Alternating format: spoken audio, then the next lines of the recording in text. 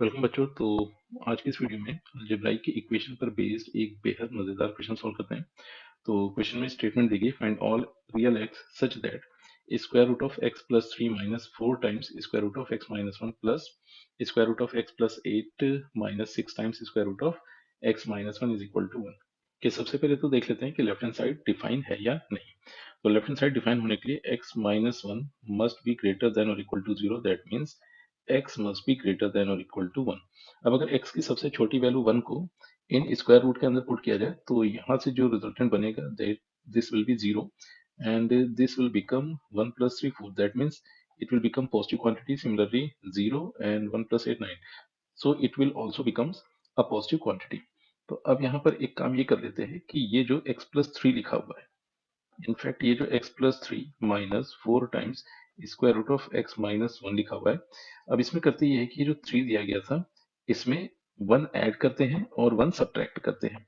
तो जैसे 1 add and 1 subtract किया तो ये रिजल्टेंट कुछ ऐसे मिला x माइनस 1, और 3 में जब 1 ऐड किया तो ये बन गया 4, फिर minus 4 times square root of x minus 1।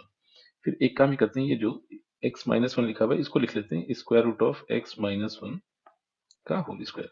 फिर प्लस 4 को लिख लेते हैं 2 स्क्वायर, फिर माइनस ये जो फोर्थ है इसको लिखते हैं 2 मल्टीप्लीकेशन 2, और फिर ये आ गया square root of x minus 1। तो अब ये काफी हद तक अपने को a square plus B square minus 2 b into a इस तरह की आइडेंटिटी दिखी। तो अब इसको लिखा जा सकता था यहाँ से a माइनस बी का होल स्क्वायर। तो इनफैक्ट इसको लिख लेते हैं 2 minus square root of x minus 1 का होल स्क्वायर। सिमिलरली जो सेकंड टर्म गिवन था स्क्वायर रूट के अंदर वो कुछ ऐसे था x प्लस 8 फिर माइनस का 6 times square root of x minus 1। अब इसमें क्या करते हैं, जो 8 दिया गया था इसमें 1 ऐड कर दिया एंड 1 सब्ट्रैक्ट कर दिया। तो फिर से यहाँ पर हुआ है कि ये बन जाएगा x माइनस 1 प्लस 9 फिर minus 6 times square root of x minus 1। तो फर्दर इसको अगर सिंप्लीफाई करें तो x माइनस 1 को फिर से लिखा जा सकता है square root of x minus 1 का होल स्क्वायर, और 9 को लिख दिया है 3 स्क्वायर।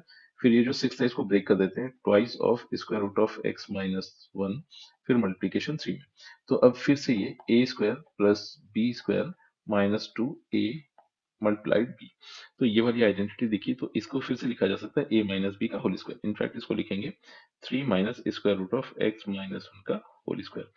तो अब इस तरह से हुआ ये कि जो लेफ्ट हैंड साइड और मतलब लेफ्ट हैंड साइड पे जो एक्सप्रेशंस गिवन थे उनमें स्क्वायर रूट के अंदर अपने को परफेक्ट स्क्वायर मिला।